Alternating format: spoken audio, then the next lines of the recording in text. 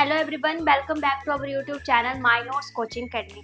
आज हम +1 class physics का फर्स्ट यूनिट का फर्स्ट टॉपिक डिस्कस करने वाले हैं, जिसका नाम है फिजिकल वर्ल्ड।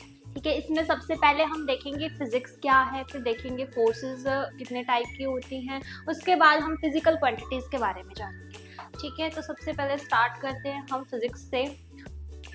तो जैसा हम जानते हैं फिजिक्स क्या है, ब्रांच है साइंस की which deals with the nature और नेचुरल फिनोमेना। ठीक है, नेचर में होने वाले और नेचुरल फिनोमेना के साथ डील करती है। और साथ में फिजिक्स में हम क्या क्या स्टडी करते हैं, मैटर के बारे में स्टडी करेंगे, energy, space, time and the fundamental laws. ठीक है, उसकी जो फंडामेंटल लॉज हैं जो कि क्या कर रही है, पूरे यूनिवर्स को चला रही है, पूरे ब्रह्मांड को गवर्न कर रही है, चला रही है। ठीक है, अब बहुत से बच्चों का क्वेश्चन होता है कि फिजिक्स पढ़नी क्यों है हमें, तो understand how things in nature work. हमें देखना है कि जो नेचर में थिंग्स हो रही है वो कैसे वर्क कर रही हैं। एक्सप्लेन नेचुरल फिनोमिना, जो नेचुरल फिनोमिना कैसे कैसे जो है वो उनको एक्सप्लेन करती है फिजिक्स, उनके बारे में। ठीक है, डेवलप न्यू टेक्नोलॉजीज में यूज हो रहा है फिजिक्स का, और जो ह्यूमन लाइफ है उसकी क्वालिटी को बहुत ही बेटर बना दी है फिजिक्स में। ठीक है, नेक्स्ट है हमारे पास ब्रांचेस ऑफ फिजिक्स। ठीक है, सबसे पहले ब्रांचेस का मीनिंग है कि आगे जाके आप फिजिक्स को स्टडी करोगे तो कौन कौन सी ब्रांचेस जो है आप ऑप्ट कर सकते हो। ठीक है, सबसे पहले जो है मैकेनिक्स, इसको हम टाइप्स भी बोल सकते हैं कि फिजिक्स के आगे टाइप्स हैं। सबसे पहले है मैकेनिक्स। मैकेनिक्स में हम पढ़ेंगे मोशन के बारे में, लॉज ऑफ मोशन हो गया आपका, या फोर्सेस कैसे वर्क कर रही हैं, या वर्क, एनर्जी, वो सारी चीज़ें हम कहाँ पे पढ़ेंगे, मैकेनिक्स के अंदर पढ़ेंगे। ठीक है, जो कि आपके +1 क्लास के जो फर्स्ट 3 या 4 यूनिट्स हैं वो मैकेनिक्स से ही डील करती हैं। नेक्स्ट है आपके थर्मल फिजिक्स। थर्मल का मतलब होता है हीट। ठीक है, तो इसमें हम स्टडी करेंगे heat, temperature, effect of heat और टेम्परेचर क्या इफेक्ट होता है मैटर के ऊपर।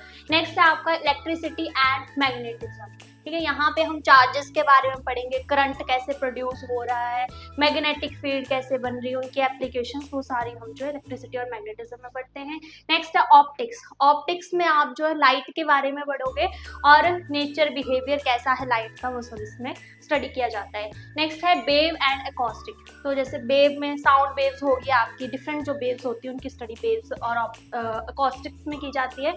और मॉडर्न फिजिक्स में जो है न्यूक्लियर फिजिक्स आती है आपकी, जैसे स्मॉल पार्टिकल्स की स्टडी हम कहाँ पे करते हैं, मॉडर्न फिजिक्स में। लास्ट है आपका एस्ट्रोफिजिक्स। तो जैसे नाम से ही पता चल रहा है, इसमें जो है हम ब्रह्मांड के बारे में पढ़ेंगे, यूनिवर्स में जो भी ब्रह्मांड में चीजें हो रही हैं उनके बारे में, वो प्रिंसिपल कौन से प्रिंसिपल के ऊपर वर्क कर रही है वो हम एस्ट्रोफिजिक्स में पढ़ते हैं। नेक्स्ट हमारा टॉपिक है फोर्स। ठीक है, 10th क्लास में एक बहुत ही फेमस डेफिनेशन हम लोग पढ़ते थे कि पुश और पुल ही क्या है, फोर्स होती है। ठीक है, फिर आपका टाइप्स ऑफ फोर्सेस।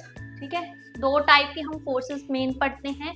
फर्स्ट हमारी आती है कॉन्टैक्ट फोर्स, सेकंड आती है नॉन कॉन्टैक्ट फोर्स। कॉन्टैक्ट का मतलब क्या होता है, जुड़ना, संबंध।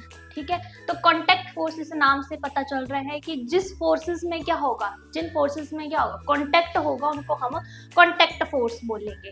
ठीक है, जैसे इसका एग्जांपल दे रखा है फ्रिक्शनल फोर्स। फ्रिक्शनल फोर्स कहाँ पे वर्क करती है, जब कोई 2 बॉडी आपस में कॉन्टैक्ट के अंदर आती है तभी हमारी फ्रिक्शनल फोर्स वर्क करती है। जैसे मोशन को अपोज करने वाली फोर्स है ना फ्रिक्शनल फोर्स।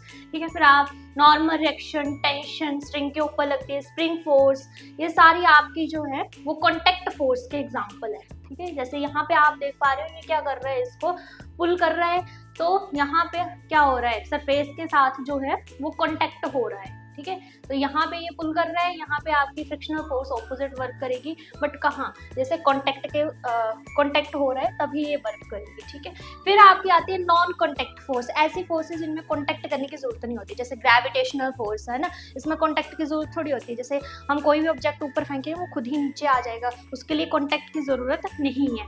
फिर मैग्नेटिक फोर्स, ठीक है, दूर दूर मैग्नेट रखेंगे तब भी वो अट्रैक्ट रिपल्स करेंगे। इलेक्ट्रोस्टैटिक फोर्स, ठीक है, चार्जेस में रिपल्सन और अट्रैक्शन जो है वो होता है। नेक्स्ट है हमारी फिजिकल क्वांटिटीज। ठीक है, क्या होती है फिजिकल क्वांटिटीज, ये ऐसी क्वांटिटीज हैं जिनको हम मेजर कर सकते हैं, या physical quantity is a measurable property. Measurable यानी कि नापना, measurable property of a body और a system which can be express in a number and unit. यानी कि फिजिकल क्वांटिटीज को हम कैसे रिप्रेजेंट करते हैं, with the number and unit. For example 15 metre. अगर मैं यहाँ पे लिखती 15, ठीक है, तो ये कोई फिजिकल क्वांटिटी नहीं है। जब मैंने इसके साथ लगा दिया मीटर, 15 किलोग्राम, ठीक है, अब क्या बन गई, ये हमारी फिजिकल क्वांटिटी बन गई, क्योंकि ये क्या बता रहे हैं, 15 मीटर रिप्रेजेंट कर रहा है यहाँ पे लेंथ को, 15 किलोग्राम रिप्रेजेंट कर रहा है यहाँ पे मास को, ठीक है। अब यहाँ पे इसका क्लासिफिकेशन पढ़ेंगे तो 2 टाइप से हम डिवाइड करते हैं फिजिकल क्वांटिटीज को। फर्स्ट होता है on the basis of direction and second होता है डिपेंडेंस के बेस के ऊपर, ठीक है। तो सबसे पहले हम देखेंगे यहाँ पे डायरेक्शन के बेसिस पे 2 टाइप में डिवाइड किया है। फर्स्ट हमारी आती हैं स्केलर क्वांटिटीज। स्केलर क्वांटिटीज जिनमें हमें जो है वो ओनली मैग्नीट्यूड दे रखा होता है, जैसे कि यहाँ पे मैंने आपको एग्जांपल दिया था 15 मीटर, ठीक है, 15 मीटर, ये हमारी एक स्केलर क्वांटिटी है। और वेक्टर क्वांटिटी में हमें जो है डायरेक्शन और मैग्नीट्यूड दोनों दे रखे होते हैं, जैसे मैंने बोल दी यहाँ पे 15 मीटर ईस्ट, ठीक है, तो यहाँ पे ये वेक्टर क्वांटिटी बन जाती है। ये हमारा मेन डिफरेंस है स्केलर क्वांटिटी और वेक्टर क्वांटिटी में। यहाँ भी लिखा है मैग्नीट्यूड, और यहाँ पे मैग्नीट्यूड और डायरेक्शन दोनों होती है।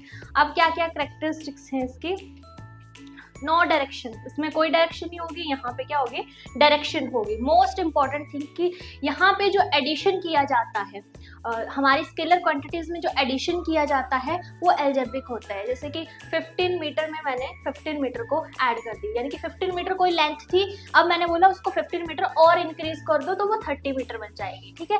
बट यहाँ पे ऐसा नहीं होता है, यहाँ पे हम जो है वो वेक्टर एल्जेब्रा को फॉलो करते हैं। जैसे कि आपका वेक्टर लॉ ऑफ एडिशन हो गया, ठीक है। जैसे कि हम एग्जाम्पल देखें, यहाँ पे ये कोई बॉक्स है, यहाँ से मैंने फोर्स लगा दी 10 न्यूटन की, यहाँ से भी फोर्स लगा दी 10 न्यूटन की।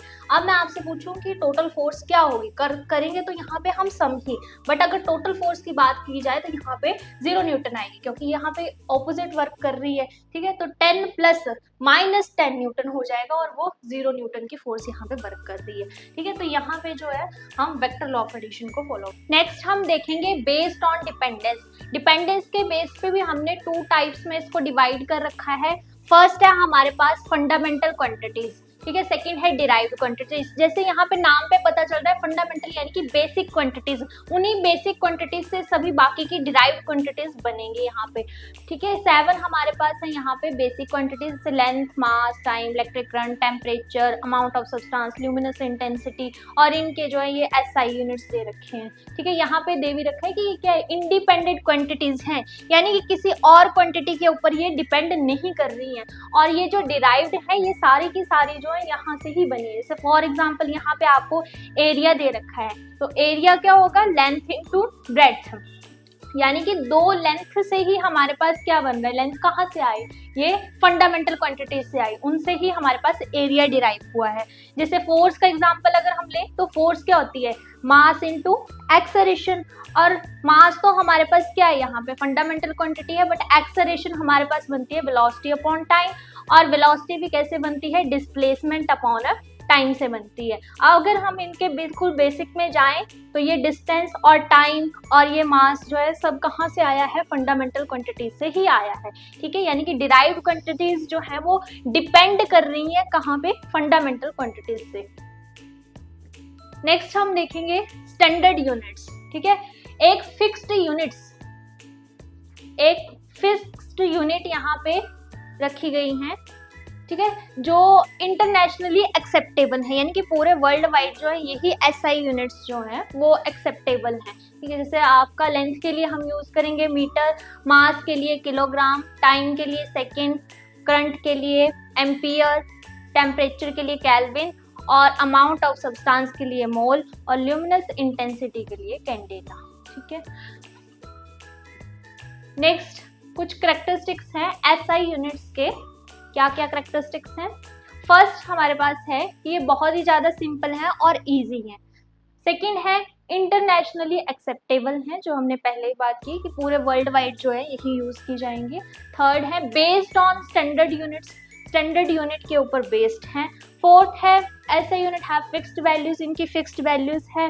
कोहेरेंट का मीनिंग है यानी कि इनको जब हम चेंज करेंगे तो कोई न्यूमेरिकल वैल्यूज से हम इनको चेंज नहीं करेंगे, डायरेक्टली हम इनको चेंज कर लेते हैं। सिस्टमेटिक है, यानी कि एक सिस्टम के तौर पर ही ये बनी हुई है।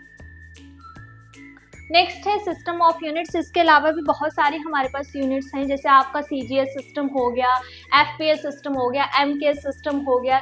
सीजीएस यानी कि सेंटीमीटर, ग्राम और सेकेंड। सी से सेंटीमीटर, जिसको लेंथ को हम मेजर करेंगे सेंटीमीटर में, और मास को ग्राम में, और टाइम को सेकेंड में। ये जो है आपका साइंटिफिक वर्क में यूज किया जाता है। और नेक्स्ट है एफपीएस सिस्टम, फुट, पाउंड और सेकंड, यानी कि लेंथ को हम फुट में मेजर करेंगे, मास को पाउंड में और टाइम को सेकंड में। ठीक है, इंजीनियरिंग में यूज किया जाता है। नेक्स्ट है हमारे पास एमकेएस सिस्टम। एमकेएस सिस्टम ही हमारा एसआई वेस्ट है, मीटर, किलोग्राम और सेकंड, यानी कि लेंथ को मीटर में मेजर करेंगे, मास को किलोग्राम में और टाइम को सेकंड में, और इसको मैट्रिक सिस्टम भी बोला जाता है। Thank you.